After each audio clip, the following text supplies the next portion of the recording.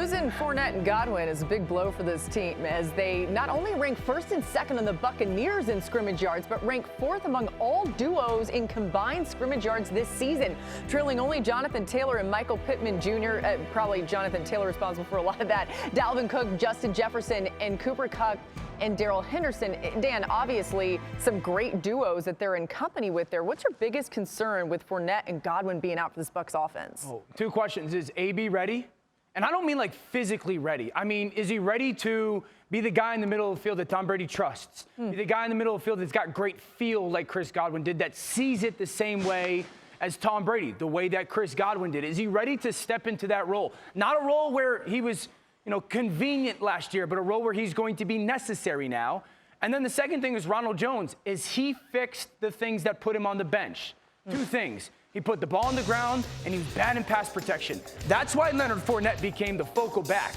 Tom Brady does not want a back in there that he can't rely on to pick up blitzers or that is going to give the ball to the other team. And I think that's the big question for Ronald Jones. You are now the guy for the next 3 weeks at least, and you have to be better understanding who and your willingness when it comes to blitz pickup, and you cannot fumble the football. Now, I will say, he brings a little bit more speed than Leonard Fournette does with the big play. But those are two big questions for this football team for the final 3 weeks and leading into the playoffs. Yeah, Dio, listen, man, from an offensive standpoint, Fournette to me is the biggest loss. And it's based on what you just said. I don't worry about the skill positions as much. I understand what you're saying about AB, but I've never seen AB actually on the field playing football and not be able to do every damn thing you need a wide receiver to do. When you think about Gronk and how they just were off, they were off. That's the only thing you can attribute it to against the New Orleans Saints, because Gronk, we know what Gronk means to 12. I still think there's enough talent, and their schedule is horrendous the rest of the way. Like, they should be fine. The focus shifts to the other side of the ball for me. Like, defensively, the Tampa Bay Buccaneers with the names, Shaq Barrett, JPP, Devin White, Levante David, Vita Vea, and Ndamukong Suh.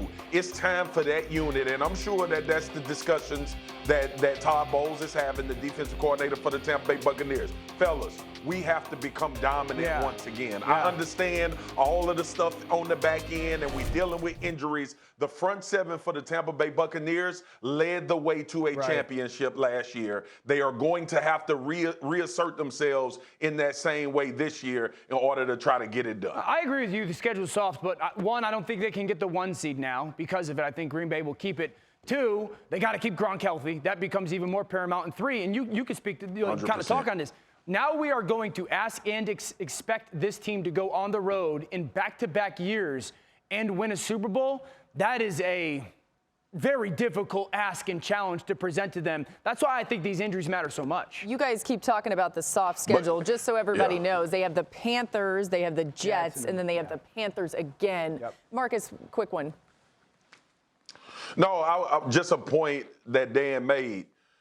If 12 wasn't in that locker room, I feel a little worse, Dio. Yeah, it helps when you got that guy. And listen, if they're not playing the Saints, they probably feel really good, but you never know. Thank you for watching ESPN on YouTube. For live streaming sports and premium content, subscribe to ESPN+.